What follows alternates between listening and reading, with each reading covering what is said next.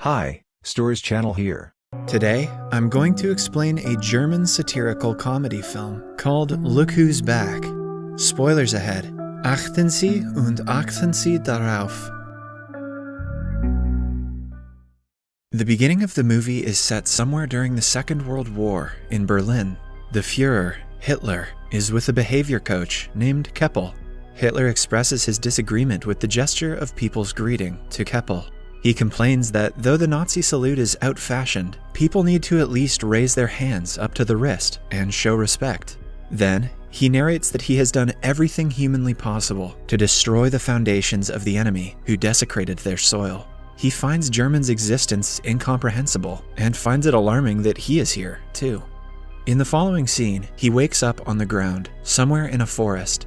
Looking up to the sky, he sees that the enemy aircrafts are missing and guesses that they might have taken some rest.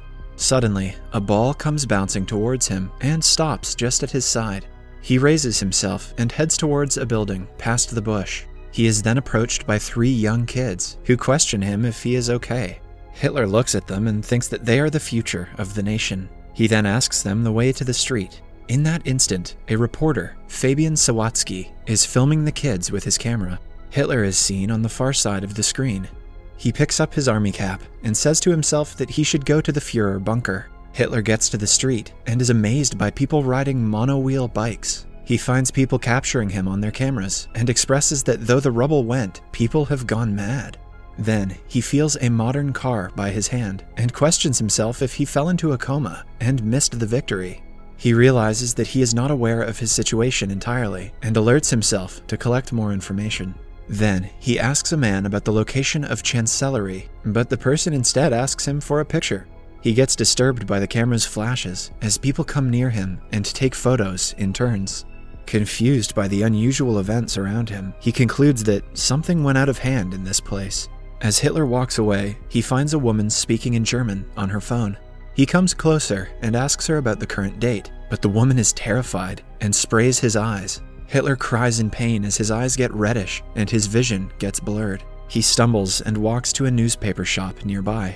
He gets shocked to see the date October 3rd, 2014 written on the paper and falls to the ground at once. Somewhere else, the boss of a TV station, Karner, praises Mr. Christoph Sensenbrink for his excellent job as the deputy's head. He proposes a higher solution, but instead announces another worker named Miss Katja Bellini as the managing director. Due to this, Christoph is shocked and dissatisfied. He comes to his office and vents his anger out at a struggling filmmaker named Fabian. Despite Fabian's best attempts to convince his boss, he gets fired and thrown out by the guards. Sometime later, Hitler wakes up at the news shop and asks the owner about the date. He confirms that it is in fact 2014. A confused Hitler questions if the shopkeeper has kidnapped him and suspects that this is all a trick play of the enemy's secret service. He threatens to kill the shopkeeper if he is working for the enemy, but the shopkeeper gives him a bar of chocolate instead. Hitler opens it after quite a struggle and sniffs it. He declares it to be industrially pressed grain and questions the shopkeeper if there is still a shortage of bread. The shopkeeper asks Hitler if they are filming a documentary somewhere nearby, mistaking him for an actor. The shopkeeper then says that he looks exactly like the Führer, to which Hitler replies that he is the Führer. After that, Hitler sees the Turkish newspaper and asks if the shopkeeper has Stürmer or Panzerbar. The shopkeeper says that he has more Turkish customers. Hitler is astonished at the presence of Turkish people in Berlin. He then starts collecting information from the newspaper. While reading it, he assumes that he didn't win the war in the past, and Germany was given to the hands of clumsy women having the charisma of a wet noodle.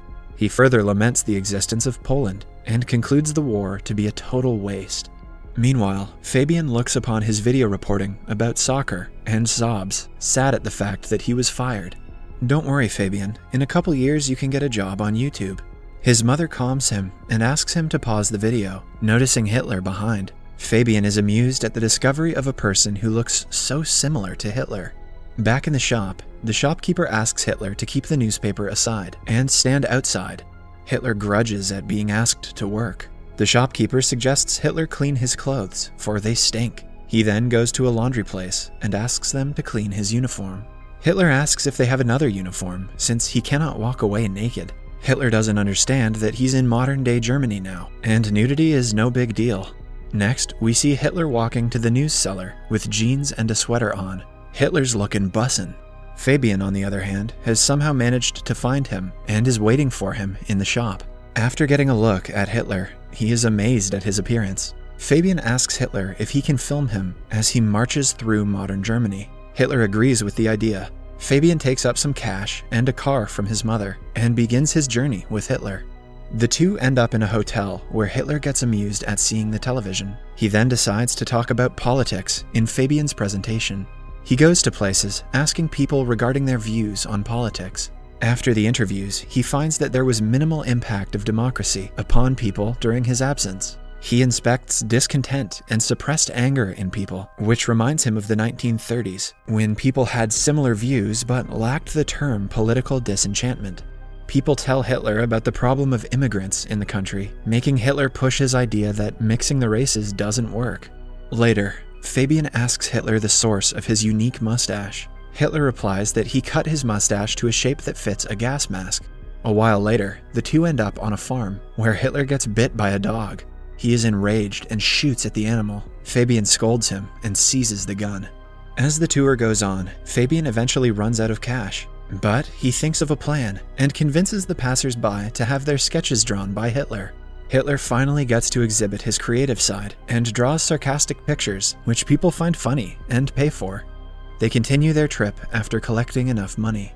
Back in town, Fabian shows a clip of Hitler to Christoph. The video has a lot of views, as Fabian has uploaded it to the internet. Christoph is impressed by the large number of views on the video. He asks Fabian for Hitler's name and contact number. After meeting him, Christoph suspects Hitler to be a lunatic and asks Fabian to take him away from his office. Before leaving, Hitler enters the director's office and asks her to save Germany together with him. Interested by the idea, Bellini asks him about the plan. She quickly asks her assistant to prepare a proper TV format for broadcasting the Führer on listening to Hitler's idea. Fabian then threatens Christoph to give him his job back, or else he will take Hitler away. On hearing this, Christoph makes him a kitchen boy, promising to promote him when a new editorial post opens up. Kitchen boy is better than an internship, I guess. Sometime later, Hitler is given a table at the TV studio. Christoph calls Kromeyer to help Hitler with computer use. Hitler recalls the computers of his days and labels the invention to be one of the greatest. Kromeyer tries to sign up Hitler to email, but informs him that his name is already taken. Hitler grunts for others stealing his name and tells her to use New Reich's chancellery as he liked it. Christoph plans to put Hitler on a live comedy show called Whoa, Dude!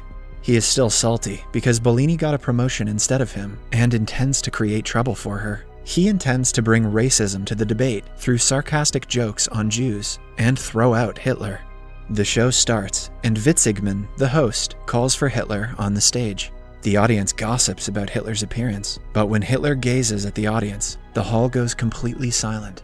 Hitler soon breaks the silence, but does not read out the lines as scripted. He explains that he is to tell a joke about immigrants, but he is not going to do so. He says that a TV is a great invention of the human, but the shows broadcasted are nonsense. Clearly, Hitler hadn't seen Game of Thrones yet. He sheds lights on problems like poverty and unemployment, and forecasts that the people of the country are heading towards the abyss without noticing it.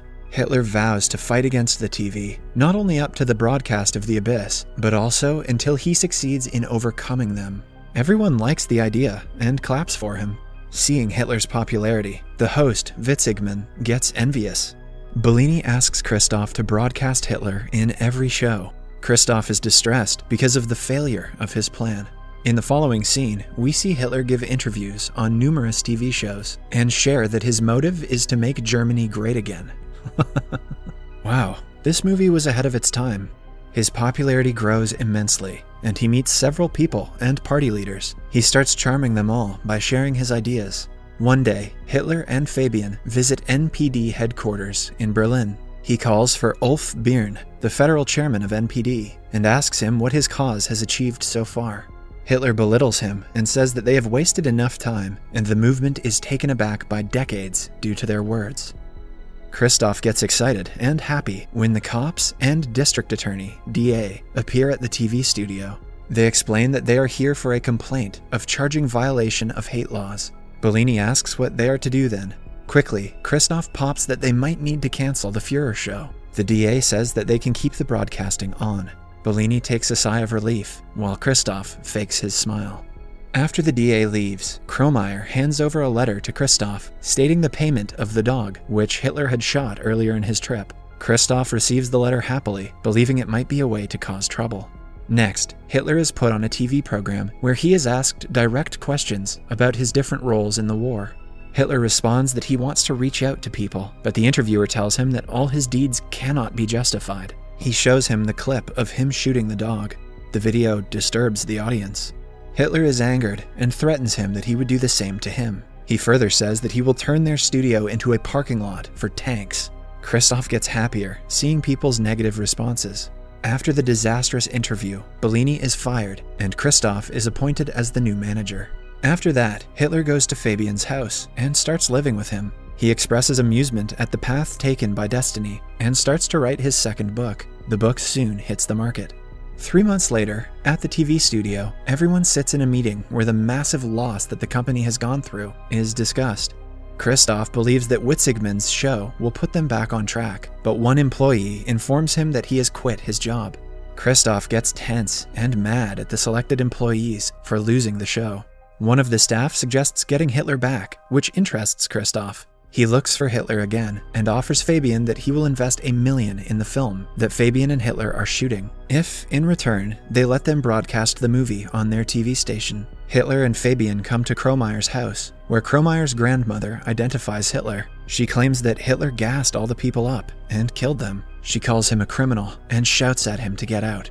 In the car, Hitler shares that he is surprised at Kromeyer being a Jew. He starts to belittle Jews, calling them less of humans. Fabian gets disappointed at Hitler's actions and his words. Back in the set, Fabian gets Hitler to replay how he got to the place. He asks Hitler what happened before the ball came rolling to him in the woods, but Hitler cannot remember it. Later at night, he walks off the set and is surrounded by some thugs. They call him the reason to take Germany back and give him a hard blow on his face. As Hitler opens his eyes, he finds himself in a hospital in front of Bellini. At the same time, Fabian looks over the footage of the video he captured about the boys and soccer. He watches it closely and finds Hitler rose from where he was lying. Fabian gets amazed at what happened before it. He quickly goes to the place and finds a board at the location, stating the historical location of Führer Bunker. Fabian rushes to the hospital, but does not find Hitler. Bellini says that he is headed to the shooting set. Fabian reveals that he is the real Adolf Hitler, but Bellini does not believe him. Fabian acts mad and tries to explain his theory hysterically. The guards try to catch him, but he flees.